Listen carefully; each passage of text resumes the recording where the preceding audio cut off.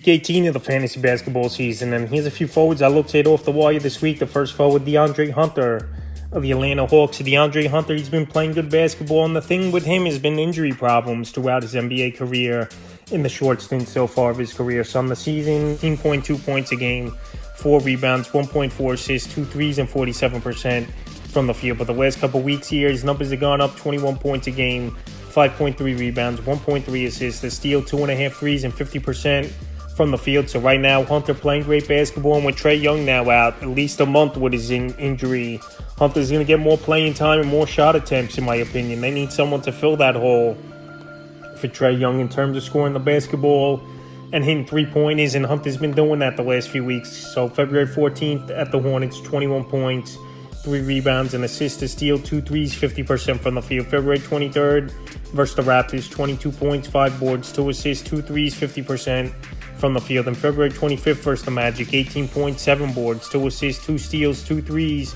62% from the field. So right now he's playing great basketball, Hunter, anywhere from 25-30 minutes per game. And like I said, with Trae Young out now, he's going to get more opportunity to shoot the basketball and be good for fantasy owners. Available right now 55% of fantasy leagues, so most likely the last chance for owners to go out there and get him. The next forward is Jeremy Sochan of the San Antonio Spurs. I know Sachin's been running the point, but obviously he still qualifies if forward is fantasy owners. On the year, 11.3 points a game, 6.2 rebounds, 3.5 assists, 43% from the field. But the last couple weeks, 11.6 points a game, 7 rebounds, 2.2 assists, 1.8 steals, and 43% from the field here for Sachin. So Sachin, him, and Wembanyama, pretty much the best players and Vassell on this San Antonio Spurs team, where they're going to get a lot of minutes and they're going to go through growing pains, but also they're going to put up some numbers as well as the season comes winding down. February 22nd at the Kings, 16 points, 8 boards, 2 assists, 2 steals, a 3, 46% from the field. February 23rd at the Lakers, 15 points, 13 boards, 5 assists, 2 steals, a 3, 43% from the field. Then February 25th at the Jazz, only 1 point, 4 boards, 3 assists, a steal, a block,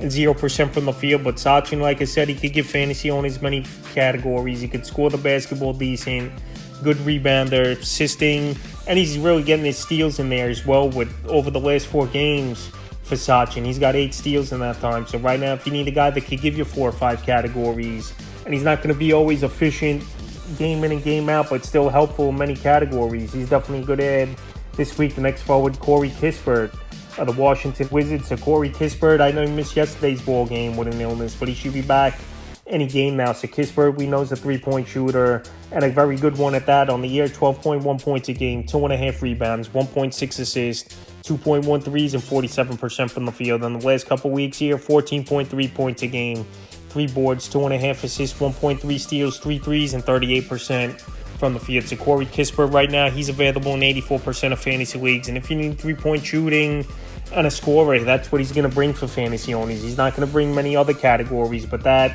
he definitely will. February 14th at the Pelicans, 20 points, 4 boards, 6 assists, a steal, 5 threes, 46% from the field. February 22nd at the Nuggets, 12 points, 2 boards, 3 assists, 2 steals, 3 threes, 36% from the field. And February 23rd at the Thunder, 20 points, 2 boards, 2 steals, 3 threes, 50% from the field. So right now, Kispert scoring the basketball well.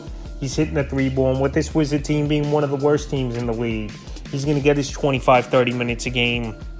And definitely a forward to add this week. The next forward is Grant Williams of the Charlotte Hornets. So Grant Williams, he was a trade deadline acquisition in the P.J. Washington deal with the Dallas Mavericks for the Charlotte Hornet team. And he's definitely getting things going now since he got traded here. 8.9 points a game on the year, 3.7 boards, 1.7 assists, 1.8 threes, and 42% from the field. But the last couple weeks here since the deal, 15 points a game, 3.8 boards, 1.8 assists, 2.2 threes a game, and 47% from the field. So Grant Williams, we know what is the Boston Celtics the last couple of years. Before he went to Dallas in the offseason, he was a glue guy and a 3-and-D guy, but now getting more opportunity over here in Charlotte, where obviously LaMelo Ball's been out, Terry Rozier has been traded, and he's getting an opportunity to shoot the basketball. Playing time about 25-30 minutes a game. So February 22nd at Utah, 24 points, 2 assists, a steal, 6 threes, 43% from the field. February 23rd at the Warriors, 10 points, 3 boards, and assist, a 3, 44% from the field. Then February 25th at Portland, 5 points, 2 boards, an assist, a block, a 3, 25% from the field. So right now, playing good basketball. Give fantasy owners 3 or 4 categories is Grant Williams. And we know he's a tough-nosed player. We've seen it last season. Him and Jimmy Butler get into it.